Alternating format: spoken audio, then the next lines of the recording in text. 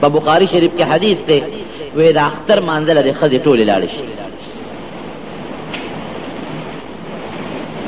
صحابیات تپوس کی دا الله رسوله دا کمې ښځې چې پړونې نی بیا به څه کوي لکه غربتو وې بله ملګری ته خپل څادر ځان سره توکي بودې دي ضروري خبرې کوم ورته وې دا الله رسوله بعضې زنانه چې هغې د اختر مونځ نه کوي بیا به څه کوي وې هغې دې موځي خو چې کوم مونځ کوي نو هغې دې د سړو نه شاته د مانځه په ځای کښېني او چې کومې زنانه مونځ نه کوي نو هغې دې د جومات نه د اختر د مانځه د ځای نه لږې ځان نه کښېني ودې دې ټولې بوډاګانې دې موځي او چې کمې ځوانانې ښځې دي هغه دې موځي او چې کمې پیغلې دي هغه دې موځي او کمې ښځې چې هغه پیغلې لا نه دي خو پیغلتوب ته نږدې دي هغه دې موځي. سړی د اختر مانځله ووتل او زنانه م ووتل او مقصې چې څنګه دواړو جهانو سردار مبارک فرمایلی و. اوس خو زمونږ په وطن کې دا فیصله زمونږ مشرانو کړې ده چې ښځې به جومات ته نه ځي ځکه د فتنې زمانه ده د دې فتنې د دور د وجې نه دا فیصله شوې چې جومات ته مانځله به ښځې نه ځي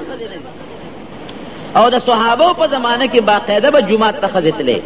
د نبي علیه السلام زمانه کې به هم تلې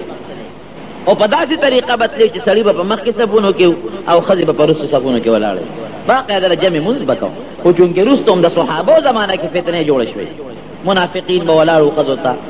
او ښځې به هم جومات ته بعضې ښځې به داسې وې چې هغې به پردې پوره نه کوله نو زمونږ صحابو دا فیصله وکړله چې بعض ښځې په خپل کور کې ځان لمونځ کوي او جومات ته یې نه راځي.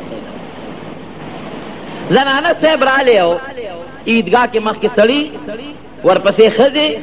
او کمې ښځې چې مونځ نه کوي نو هغې د یو طرف ته هغه کېناست. د دواړو جهانو سردار مبارک ورته خپل تقریر وفرمایو سړو ته هم خپل وصیتونه وکړل او ښځو ته هم خپل وصیتونه وکړل او دی وفرمایل وی ګورې ما ته الله جنت هم ښولی دی او ما ته الله اور هم ښولی دی او په اور کې ما ښځې ګورې ډېرې لیدې دي د سړو په نسبت مې په اور کې ښځې زیاتې لیدې دي او دا ولې د الله رسوله ولې دې لیدې دي. یو بل مقام کې فرمایي نبی علیہ السلام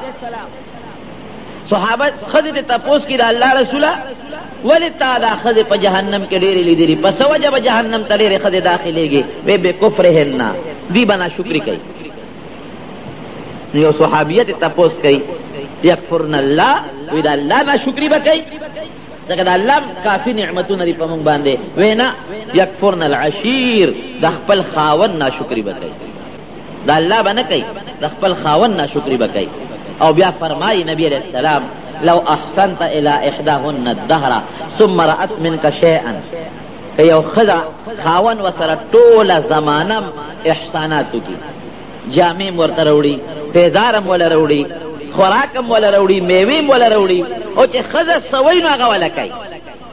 ټوله عمر او ټوله زمانه خاوند د ښځې سره ښه سلوک وکړي او خوشحاله وساتي ثم رأت منک شیئا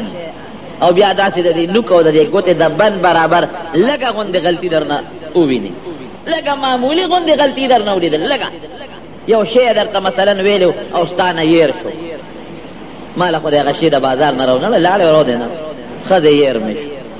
ګوره معمولي خبره ده نو دا څه وایي وایي ما رأیت منک خیرا قطو یا سړیه تا نه خو ما په ژوند کې چېرته ښه ورځ نه ده موندې